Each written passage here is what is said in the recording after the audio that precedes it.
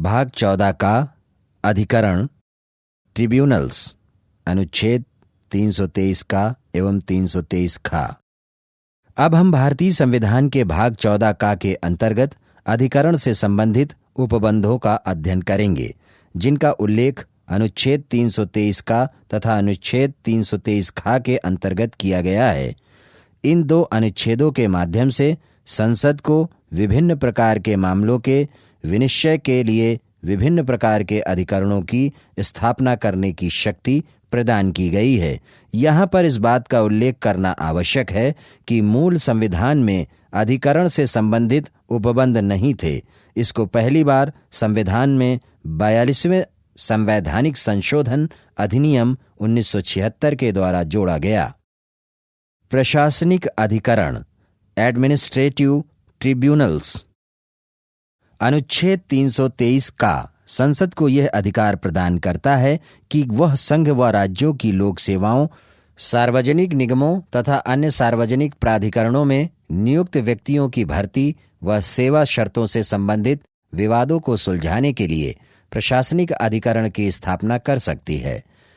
इस अनुच्छेद के अंतर्गत संघ एवं राज्यों के लिए पृथक पृथक अधिकरणों की स्थापना करने के साथ ही दो या दो से अधिक राज्यों के लिए एक अधिकरण की स्थापना करने से संबंधित उपबंध का भी उल्लेख किया गया है।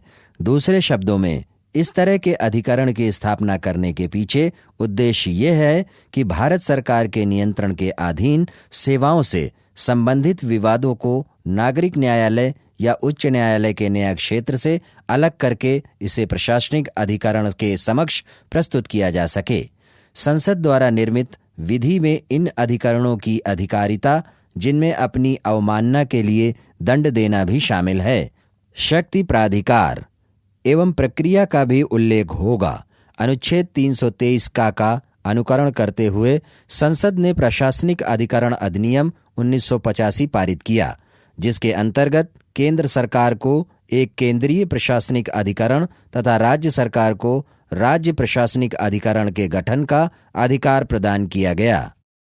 केंद्रीय प्रशासनिक अधिकरण, कैट, प्रशासनिक अधिकरण अधिनियम 1985 के अंतर्गत केंद्रीय प्रशासनिक अधिकरण का गठन किया गया, जिसके अंतर्गत दिल्ली में प्रधान पीठ तथा विभिन्न राज्यों में इसकी 17 खंडपीठें भी स्थापित की गईं। यह अधिकरण एवं बहुसदस्यीय निकाय के रूप में गठित हुआ, जिसमें एक अध्यक्ष व उपाध्यक्ष समेत कुछ अन्य सदस्य शामिल होंगे, जिसमें अध्यक्ष एवं उपाध्यक्ष का कार्यकाल 5 वर्ष अथवा 65 वर्ष की उम्र तक तथा अन्य सदस्यों का कार्यकाल 62 वर्ष की उम्र तक होगा। ये सदस्य न्यायिक एवं प्रशासनिक दोनों संस्थानों से लिए जाते हैं तथा इन्हें राष्ट्रपति नियुक्त करता है। वर्तमान समय में इस अधिकरण में एक अध्यक्ष, 16 उपाध्यक्ष और 49 सदस्य शामिल हैं। इस अधिनियम के अंतर्गत इसके अधिकार क्षेत्र में अखिल भारतीय सेवाओं, केंद्रीय लोक सेवाओं, केंद्र के अधीन नागरिक पदों इत्यादि को सम्मिलित किया गया है, किंतु सैन्य सेवाओं के सदस्य एवं अधिकारी, उच्चतम न्यायालय के कर्मचारी और संसद के सचिवालय के कर्मचारियों को इसके अधिकार क्षेत्र से बाहर रखा गया है। यह अधिकरण केंद्रीय सरकार की सेवा शर्तों से संबंधित सभी मामलों में सभी न्यायालयों की अधिकारिता, शक्तियां और प्राधिकार का प्रयोग करेगा, सिवाय उच्चतम न्यायालय के।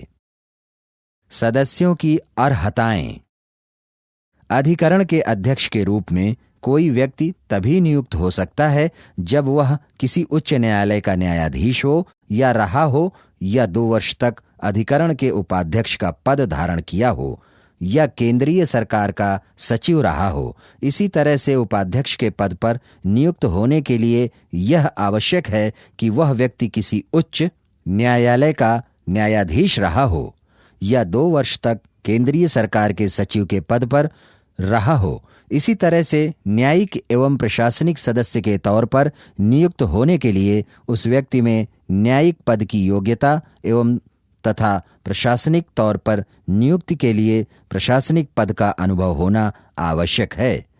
राज्य प्रशासनिक अधिकरण, केंद्रीय प्रशासनिक अधिकरण की तर्ज पर राज्यों में भी राज्य प्रशासनिक अधिकरण का गठन किया गया है, जिसके क्षेत्राधिकार में राज्य सरकार के कर्मचारियों की भर्ती व सेवा संबंधी मामलों को देखना शामिल है। अभी तक इसका गठन केवल आंध्र प्रदेश, हिमाचल प्रदेश, उड़ीसा, कर्नाटक, मध्य प्रदेश, महाराष्ट्र, पश्चिम बंगाल एवं तमिलनाडु में ही हुआ है। इस अधिनियम के अंतर्गत 2 या 2 से अधिक राज्यों के लिए संयुक्त प्रशासनिक अधिकरण की स्थापना करने का भी उपबंध है तथा जिसके अध्यक्ष, उपाध्यक्ष व सदस्यों की नियुक्ति राष्ट्रपति के द्वारा संबंधित राज्यों के राज्यपालों की सिफारिश पर की जाएगी।